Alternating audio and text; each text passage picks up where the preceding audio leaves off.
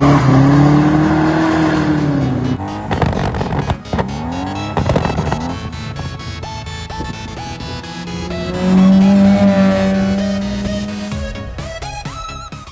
guys, how's it going? And in today's video I'm going to be showing you how to pull apart your instrument cluster on your old Mark 5 Fiesta or Puma.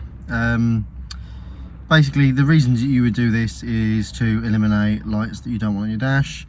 Maybe you've got a Puma conversion in your early shape Fiesta that didn't come fitted with airbags, but now you've got an airbag light. Well, this is how you sort that. So let's get into it, and I'll show you what the first thing you got to do. So in my car, I'm pretty lucky. I've got a aftermarket steering wheel fitted, which I fitted a long time ago.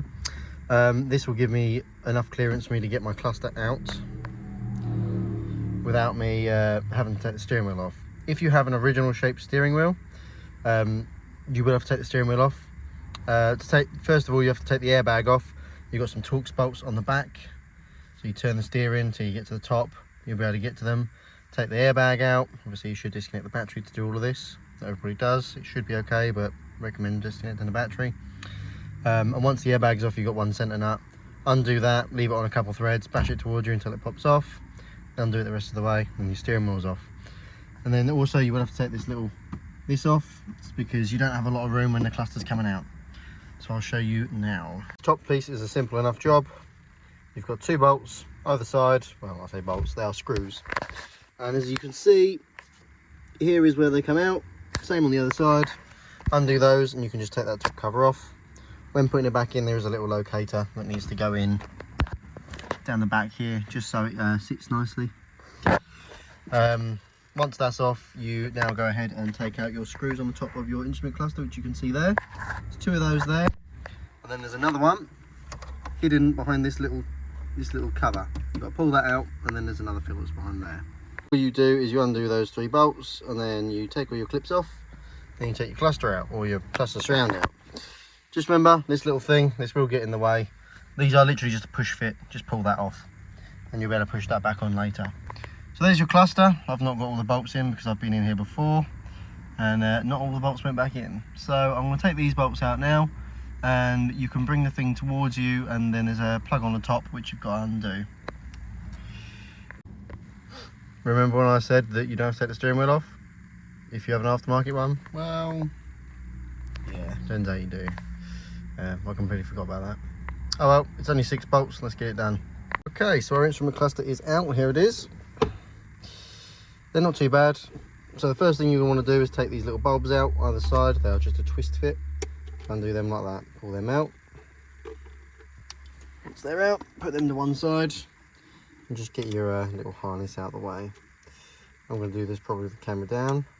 Okay, so once you've got your harness out of the way, you've got to undo these little Torx bolts. Take all of these out and take this back cover off. So now you should have your back cover off. This is the scary bit. Well, no, it's not too bad actually. So there's some Torx bolts on here as well. These got to come out, and then once you've got them Torx bolts out, you can take the this motherboard out. Okay, so once you have very carefully removed your motherboard without breaking it, there are two ways that you can extinguish these lights. The first way, and probably the most easiest way, is just to cut the bulb in half, as you can see there and here. This one was done previously to remove the airbag light and the traction control light. This time I'm in here to just turn off the engine management light, but I'm not going to cut the bulb in half. The way that I'm going to hopefully do this one is I'm going to split these two apart. They are only push fitted together. And if we look in here, you can see there's your engine management light. Well, once you've got this front cover off, you can see more bolts. Woohoo! We can undo those, and we can take this fascia out, and then you can put the electrical tape over the back of it, and that will stop the light from going through. The reason that you do this is that maybe in the future you've got a fault with your car, you need to get it through the MOT.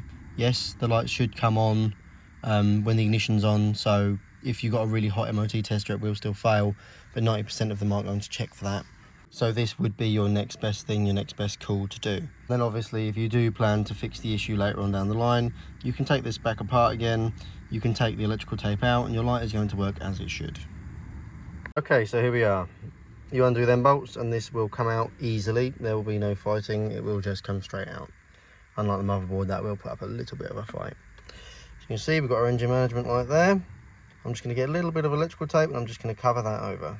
Okay, well, my ABS and traction control light has already been cut anyway, so this isn't going to be an issue that my tape overlaps a little bit. But if yours still works, then it might be an issue, so make sure you don't cover those up. But for my application, this is absolutely fine. You can no longer see through that when you hold it up to the light, which means your light is no longer going to extinguish. Extinguish? Your light is no longer going to be visible. So now it's just a reverse procedure of what you just saw. So I'm going to now put this back in the housing, do up my bolts. Perfect, just look at that, all back on as it should have done. Grab your front cover. Try and do a good job of lining this up. You will have two hands. Well, at least I like to think you do. If you don't, then you're going to have as much trouble as I am doing this. That goes on there. Lovely jubbly. And that will just clip in like that.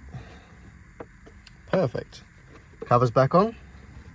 Now we come round to the back side again. What we're going to do here is just get our motherboard, stick that back on.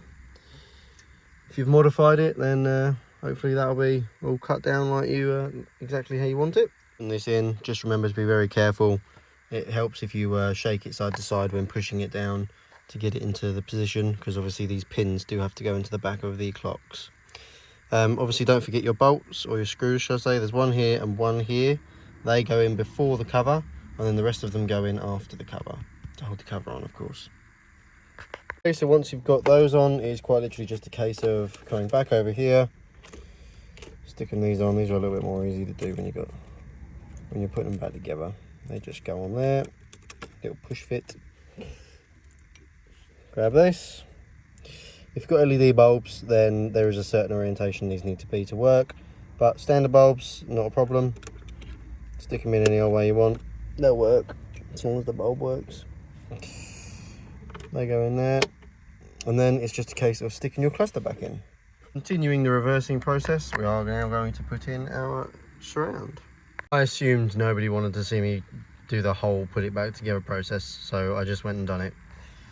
2 screws for the undercover, stick your steering wheel on, obviously 2 screws at the top there for your surround, and it's all back on.